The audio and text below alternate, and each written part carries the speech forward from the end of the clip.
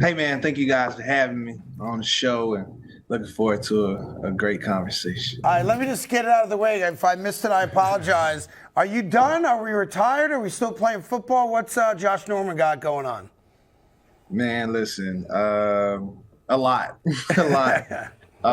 But to say we parked the car in the garage, I wouldn't say that. Got it. That's so. Yeah, man, that's a lot more. We just got done with working not so long ago, so yeah. There'll be options out there for sure. It's just the fact of getting there. Is it because it's hard to walk away, or because you still think, even though you're in your 30s now, that you're still can play at a level you can help a team win? What's the draw to stay in the NFL? Of course. I mean, it's no draw to stay in. It's just part of if that's what you want to do. I think it's longevity, knowing the game, volumes of experience. I almost got a PhD in being a cornerback, so got our white coat. I got you. All right, so let's talk a little football. I was watching some of the combine stuff this weekend. I still don't understand why they make linemen run 40 yards. I've never seen an offensive lineman run 40 yards in my lifetime. I just never saw it. But there's always a guy every year that kind of jumps out at you. He's a combine all-star. This year is Florida's quarterback, Anthony Richardson. As a cornerback who studies quarterbacks for a living, do you put any stock at all into what a kid like that did in regards to drafting him to be a franchise quarterback? I mean, to a point where I say taking him at a position. Listen, let's just cut the crap. Like, the guy's going to go first round. He's probably going to go he's probably not going to leave through the first 5 picks just because of this. You know what I'm saying? If it wasn't this, then there would not be an Anthony Richardson story to see this, and it's once that people see it, you can't unsee something. Right. So this is just a display of someone's talent, his skills, and you're betting on the upside, really, because what kind of game stats or longevity did he have to be able to show that?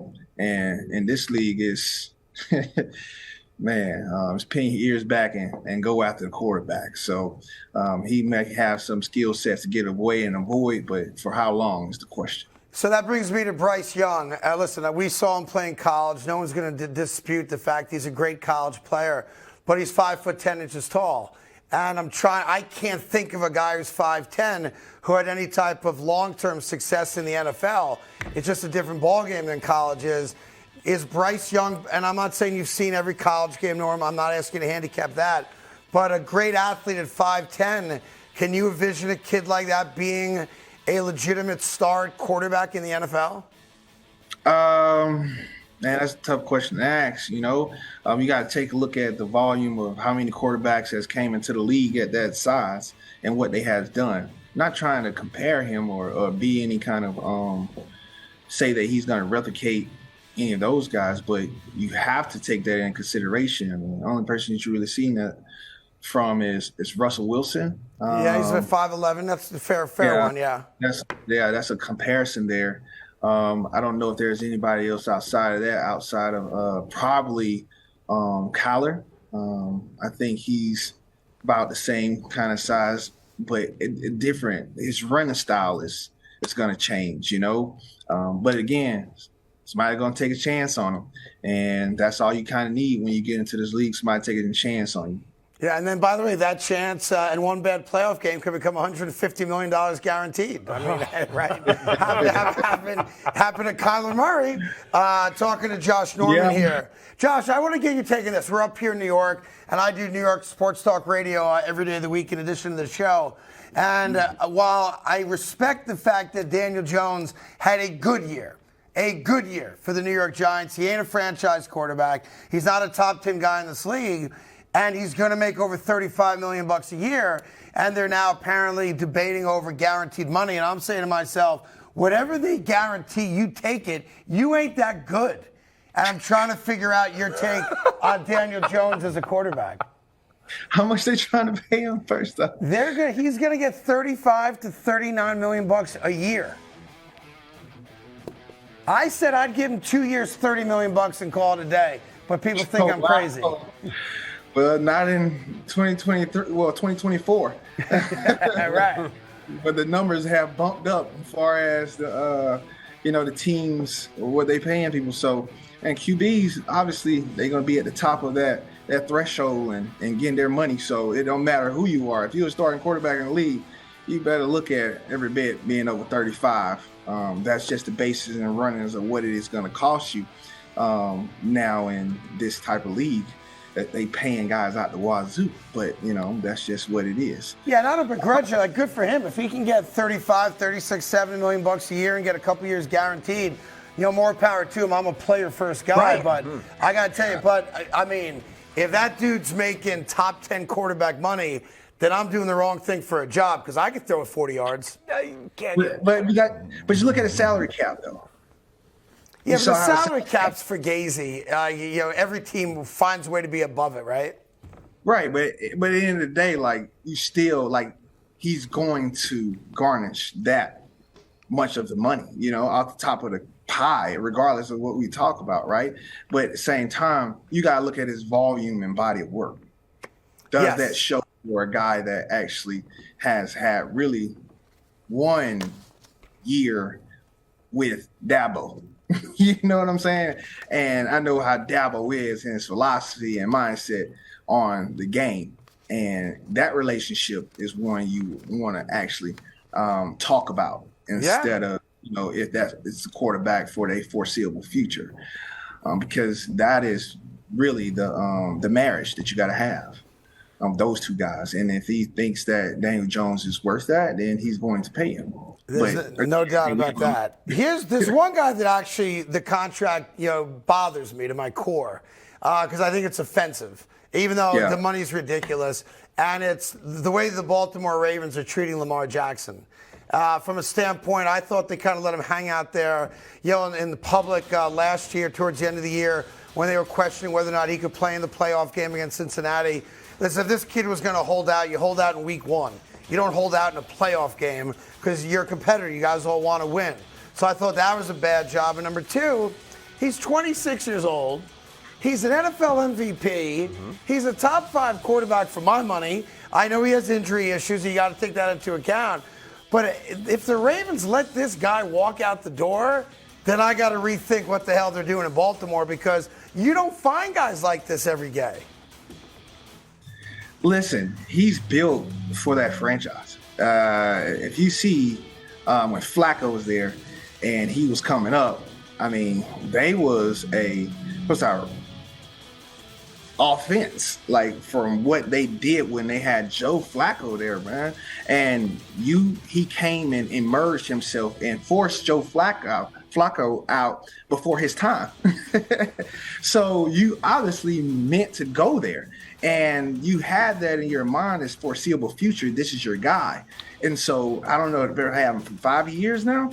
So having him this long for him to be I think he made $36 million so far in his career.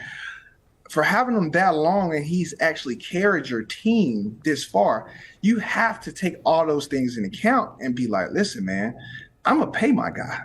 He's been with us this long. I know him. I'm comfortable with him. I'm going to pay him. And I feel like the reason they problems not is, listen, negotiations happen all the time. It's who is negotiating. It's not so much what you say, but how you say it. And maybe there's some rifts there. Who knows? But he's his own agent, so I can't really speak for that. But I do know that if someone else is in that position, what would you really talk about? Only thing you can really talk about, all right, is his injuries and his health. That's it. Can they fix that?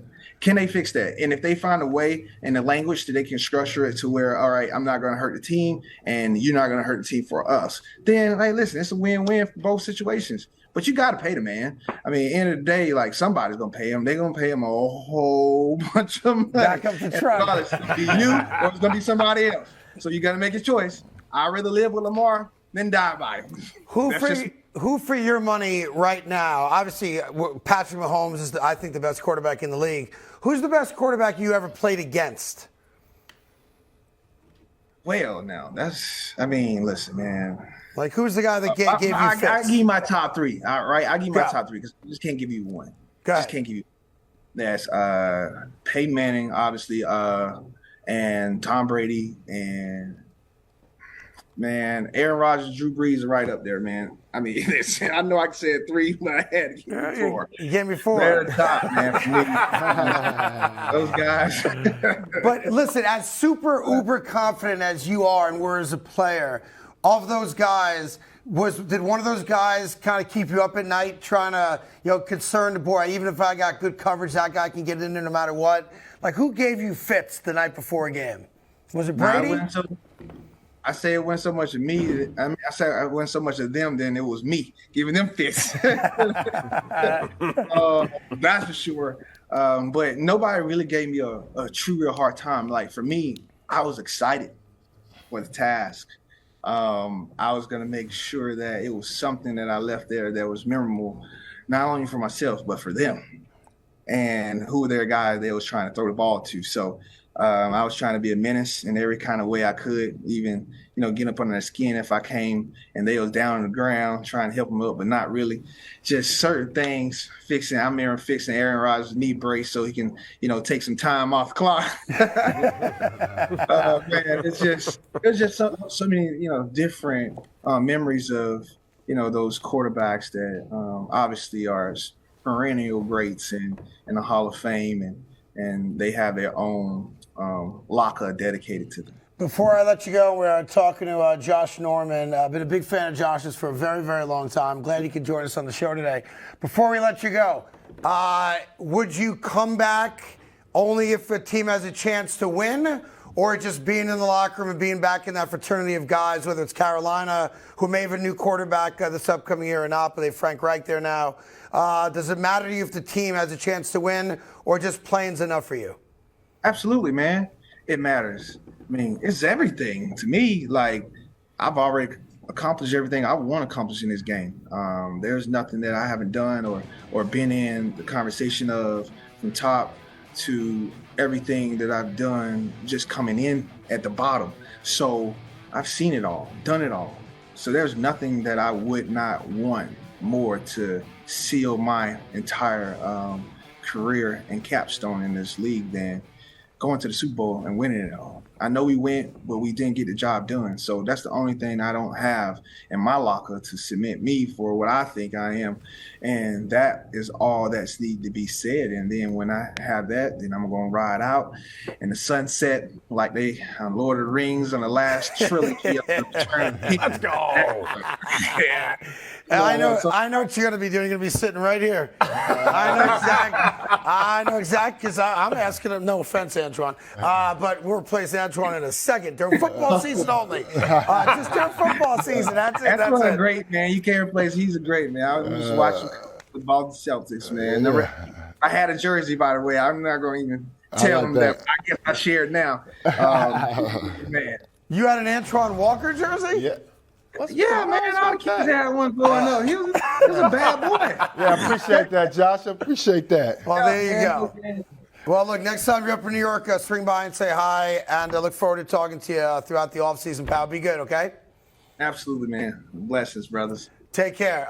Josh Norman. There you go. See? Yeah. Look at that. Feel Who good knew? now. Who knew? Who knew? Who knew? I appreciate that. Who knew that people bought Antoine Walker jerseys? Who knew? Hey there. Thank you so much for watching The Carton Show. You can subscribe right here to get all the latest bits and segments from the show. And by the way, while you're at it, we have a lot of great shows on FS1, so check them out too.